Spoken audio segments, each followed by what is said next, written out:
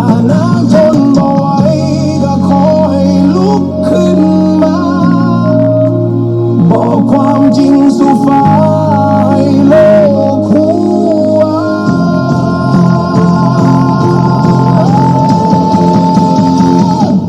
วอนพญานาคราชอย่าโกรธเคืองประชา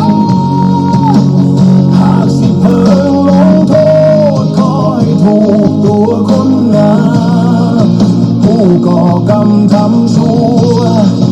เอาเปรียบแผ่นดินขอให้เขาสำนึกก่อนสิ้นแสงชีวิตหยุดเถิดการปลอบประพ่อแม่ประชาหยุดเถิดการเข็นฆ่าด้วยอำนาจมืดมนแผ่นดินนี้บ่เป็นของผู้ใดคนหนึ่งแต่เป็นของลูกหลานทุกคน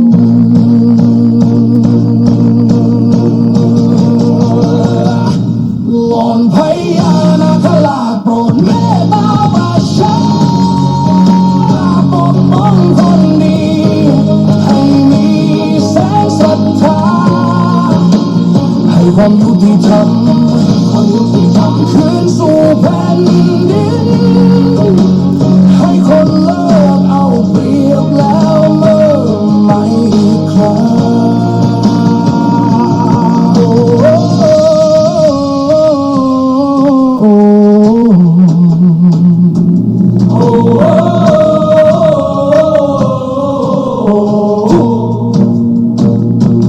้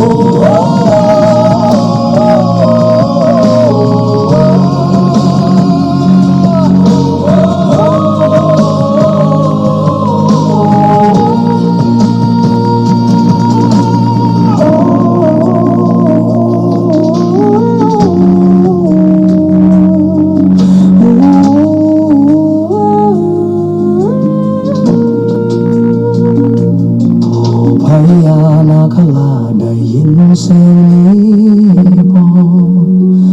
ลูกหลานยังรอความยุติธรรมอยู่เด้อ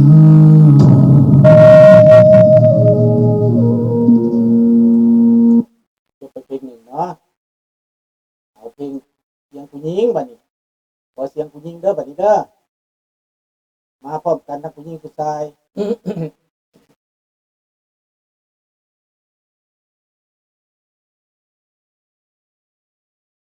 องค์พญานาคราชผู้ยิ่งใหญ่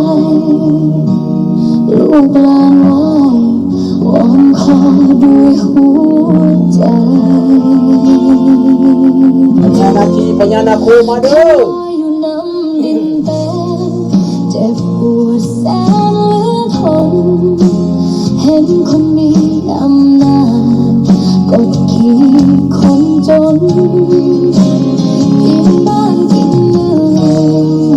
บ่มีความละอายขายแผ่นดินเฮาให้ต่างชาติทำลา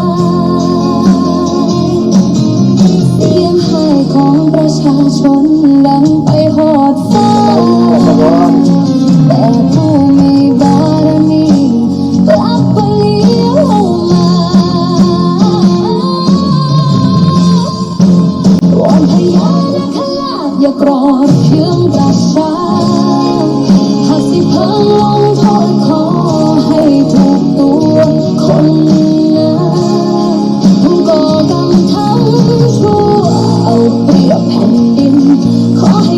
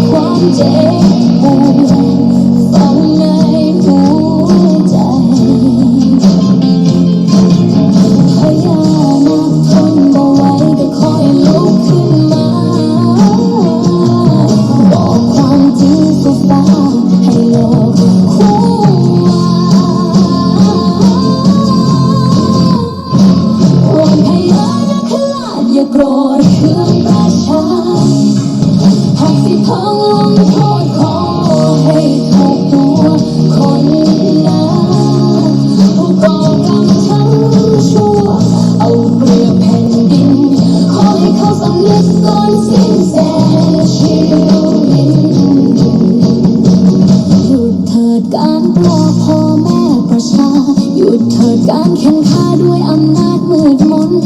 แผ่นดินนี้บ่แม่นของผู้ใดคนหนึ่งแต่เป็นของลูกหลานทุกคน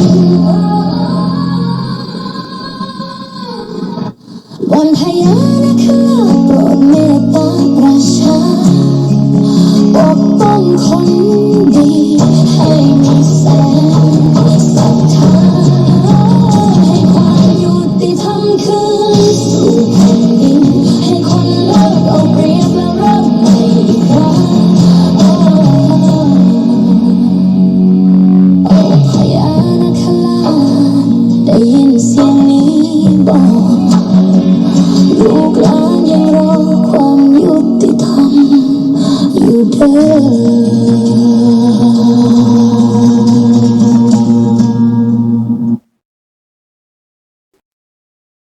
พี่น้องมาแล้วบัดนี้ข้าพเจ้าได้เว้าไปแล้วได้เตือนไปแล้ววางเดือนแล้วนี้ได้เตือนไปแล้วพี่น้องได้บอกไปแล้วเด้อพี่น้องบ่แม่นบ่ได้บอกเด้อได้บอกได้เตือนไปแล้วเนาะเอาขอเข้ารายการเลยเนาะมื้อนี้จะมาแต่เช้าเพราะว่าคืนนี้ตื่นตั้งแต่3 โมงพอคิดได้ปุ๊บต้องแต่งออกมาโลด แต่งออกมาแล้วมาเฮ็ดมันบ่ง่ายปานใดเพราะว่าบางอันมันก็บ่มันบ่ยอมรับไฟไฟล์ของเฮาน่ะต้องซอกไฟล์ใหม่จะได้ไฟล์อื่นอีกมารองรับจะเฮ็ดได้ต้องได้ค้นคว้าต้องได้ซอกยากหน่อยหนึ่งพี่น้องเพราะว่าต้องใช้เวลาข้าพเจ้าก็พยายามเฮ็ดจนได้เพื่อจะออกมาสู่สายตาพ่อแม่พี่น้องประชาชนคนลาวเฮาทั้งประเทศเด้อพี่น้องเด้อสบายดีพี่น้องลูกหลานคนลาวคนไทยอยู่ไสก็แล้วแต่ที่หักหอมเสรีภาพและประชาธิปไตยทุกท่านพี่น้องยินดีต้อนรับทุกท่านเข้าสู่รายการเสียงประชาชนลาว Voice of the Lao People Welcome to everyone bienvenue à toutes et à tous สวัสดีครับสบายดี Good morning Bonjour ยินดีต้อนรับทุกท่านเด้อพี่น้องเด้อมื้อนี้ประเด็นของเฮาก็สิมาเว้าโลดพี่น้องเข้าเรื่องเลยแต่ว่าจะเข้าขอเพลงชาติก่อนเนาะเพราะว่าทอนขอเพลงชาติมาหลายมื้อแล้วมื้อก่อนมื้อวานนี่ก็พักผ่อนเนาะเพราะสิพยายามเอาวันที่เป็นวันพักเด้อพี่น้องเด้อขอร้องเพลงชาติก่อนเด้อเอาร้องนำกันศาสตร์ลาวตั้งแต่เดิมมาขึ้นชื่อลือซาอยู่ในอาเซียนศาสตร์ลาวผูกพันไมตรีความสามัคคีฮักหอมกันหักศาสตร์หักประเทศเฮาหักเจ้าปกเกตเกษาผู้มักความศาสนาแต่บูหันมาฮักษาดินแดนบ่ให้สัตว์ใดมาล้วนหาบีโลกกวนหยาดแย่งสิ่งเอาให้ขึ้นเขามารู้วุ่นวายสุจนตัวตายต้านทานศัตรูสวยเสือสู้เลือดเนื้อเสื้อเผาพื้นผู้กูเอาบรรเทาถูกกันเอาขอบใจเด้อพี่น้องเด้อพี่น้องประเด็นในมื้อนี้ข้าพเจ้าตั้งประเด็นไว้แล้วตั้งประเด็นไว้ว่ามื้อนี้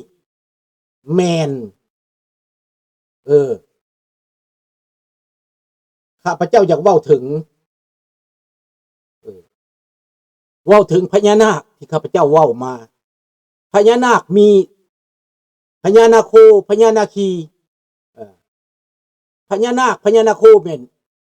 พระราชาเป็นผู้ชายพญานาคีแม่นเป็นมเหสีเป็นผู้หญิงทั้งหมดนั่นแหละพี่น้องหมายความว่าแต่ก่อนมาน่ะพญานาคน่ะเป็นคุณต่อประชาชนลาวเพราะพญานาคซอยปกป้องแผ่นดินลาวแต่ก่อน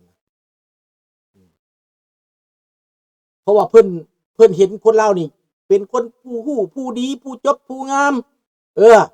นิสัยใจคอดีบ่โหดเหี้ยมบ่สามานว่าซั่นไปพญานาคในเมื่อก่อนนั่นเป็นคุณ ยามใดเฮ็ดบุญเดือน11ละขึ้นมาฉลองบ่ให้บ่หึ้นหยังมีแต่มาเป็นคุณกับประชาชนอย่างเก่งก็โซ่ให้เบิ่งเนาะโซ่ให้เบิ่งแล้วก็ยิงบั้งไฟดอกให้เบิ่งให้ประชาชนมานั่งส้มกันเป็นเดือนเป็นปีมานั่งส้มกันทุกปีดังนั้นพญานาคนี่เพิ่นเป็นคุณกับไฟฟ้าประชากรลาวทั้งสองภาคฝั่งทั้งฝั่งลาวและฝั่งไทยเฮาเชื่อถือกันมายาวนานแต่ครั้งนี้พวกขี้โหดสามานครองเมืองสบายดีอามิกุสบายดีน้องรัตวรสบายดีบักทุกท่านเด้อพี่น้องเด้อพวกขี้โหดสามานครองเมืองนี่เฮาเว้าไปเขาก็บ่เชื่อเฮาเว้าไปเขาก็บ่ฟัง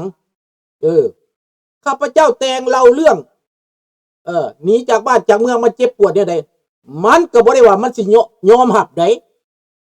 มันว่าเจ้าหนีไปตายเฮ็ดหยังว่าซั่นเด้เพิ่นเว้าน่ะแต่ว่าเท่าพระพิรมหั่นนะเพิ่นต่อต้านนักกับพวกเด็กๆน้อยๆพวกบ่จักหยังพวกดื้อพวกด้านนั่นแหละพวกลูกหลานภาครัฐนั่นแหละว่าซั่นไปก็คือกันกับบักหน้าจืดบักหน้าแก้วนั่นแหละมาเว้าให้คนลาวนอกด่าสร้างซ้ำหัวนั่นนี่เพราะมันบ่ฮู้จักดิหรือมันฮู้จักกับมันถูกเสียมสอนมาแนวนี้มันบ่แตกต่างหยังกับคนอิหร่านที่หัวหุ้นแห้งนั่นแหละอันนั้นพญาอินทรียุมหัวไปแล้วอันนั้นอันนี้อยู่เมืองเฮานี่พญานาคสิยุมหัวมันบัดนี้สิยุมหัวมันลงแม่น้ำของได้ฟังดีๆพี่น้องข้าพเจ้าเว้าไปแล้วเตือนไปแล้วนี่เตือนมาบ่ทันดนแม่นบ่ล่ะบ่ทันฮอดเดือนซับเว้ามานี่น่ะบอกว่าพญานาคหายแล้วเดี๋ยวนี้น่ะถ้ามิตรพญานาคก็เอาทุ่งกาสร้างสามหัวเอาทุ่งพระราชวงศ์นั้นไปออกตามน้ำของแห่อยู่หั่นแหละเพิ่นก็บ่ฟังเพิ่นก็บ่เชื่อเพิ่นเฉลิมฉลอง71ปีครบรอบกาเกี่ยวค้อนตีของเพิ่นพอดีพญานาคหายแหงเย็ดแม่สูค้อนตีสูเอามาแต่ใสกาโซเวียตสูเอามาแต่ใสโซเวียตมันก็ถิ่มไปแล้วเลยฟาดก้อนน้ำแข็งใหญ่ใส่หัวฟาดงวงฟาดงาฟาดหางขึ้นท้องฟ้าตึงต่างฟาดเอาน้ำแข็งจักผู้บาปจักผู้บุญจักผู้ดีจักผู้ให้ถือกันหมดทั่วบ้านทั่วเมืองเอาเด้อข้าพเจ้าก็ขออ้อนวอนพญานาคหั่นให้เบิ่งได้คนดีคนบ่ดีได้อย่าสิเอาไปเบิดได้คันเอาไปเบิดนี่ตายแล้วลูกหลานเฮาน่ะเดี๋ยวนี้เอาตั้งแต่คนบ่ดีเด้อให้เอาแต่คนบ่ดีคนใดถือศีลคนใดมีบุญคนใดทำบุญคนใดใจงามให้เลือกเด้อขะหน่อยเด้อนอกจากหันให้เอาไปให้หมดพวกนั้นน่ะให้ลาบคาบพญาอินทรีย์บ่ได้เว้าพญาอินทรีย์เอาไปบาทเดียวปิดลูกเดียวบาทเดียวตีบาทเดียว49ผู้นำตายเบิดอิหร่านแต่ผู้นำลาวนี่มันสิมีฮอดจำอิหร่านบ่เนาะสบายดีน้องจันทวีผู้นำลาวนี่บ่มีหลายปานนั้นดอกดังนั้นพญานาคนี่บ่ต้องเอาแฮงปานใดก็ฟาดซ้ำซื้อกับบัตรไปแล้วพวกนั้นนั่นตายบัตรคลอไปแล้วเนี่ยข้าพเจ้าได้บอกได้เตือนไปแล้วแต่ว่าพวกสิเชื่อก็เชื่อบ่เชื่อก็บ่เป็นหยังข้าพเจ้าได้บอกไปแล้วได้สัญญาณไปแล้วพี่น้องได้บอกไว้ก่อนแล้วสบายดีมนพวกเฮาสองฝั่งของนี่หมายก็ว่าสองชาติสองแผ่นดินนี่เชื่อในพญานาคาพญานาคีพญาขุดพญานาคเชื่อแนวนั้น